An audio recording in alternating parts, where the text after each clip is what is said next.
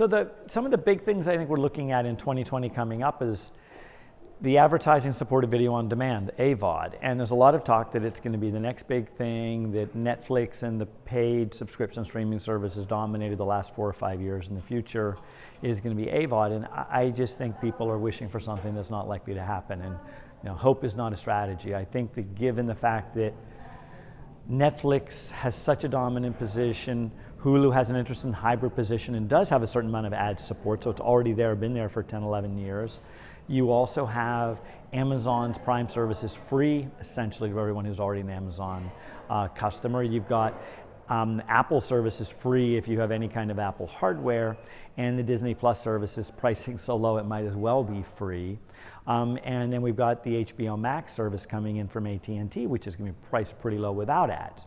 So with all of these options without ads, I think it's a really tough thing to try to launch services with ads, whether they're paid for or not, because a lot of the library content that is in those is also on their pay TV channels. And if you have, in the US particularly, if you have, and that's really where the economics of these companies are being driven from, if you have a broadband subscription, you get your first 50 pay TV channels for free.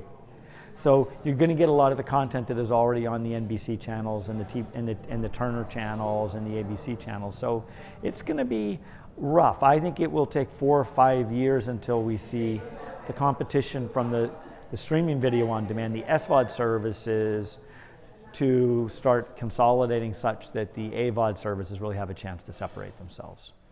Well, yeah, so as we look out and what's the next big thing in the marketplace, we've been looking for over-the-top OTT, ad-supported TV to really bring together with our linear TV offering, which we've been doing for more than 10 years, and using data to drive better linear ad response and reach. And we've been looking for the OTT, and we've been looking at AVOD, but there's no scale there.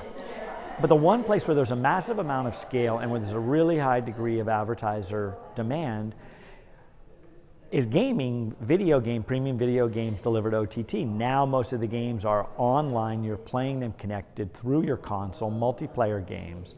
We've been talking to publishers in that marketplace for years about how do you basically integrate the video game world into the TV ad ecosystem, because in the mobile world, the casual mobile game world, it sort of went to the cellar or the gutter and went after the direct response, mobile app download ads and very low rates. But really being able to bring the premium TV ads into the gaming experience where it will be permission based, so you can imagine that gamers, instead of just doing a microtransaction by getting a cosmetic of a new shield or a sword or being able to play a little faster or access new content, they can watch a TV ad, a 15 or 30-second ad.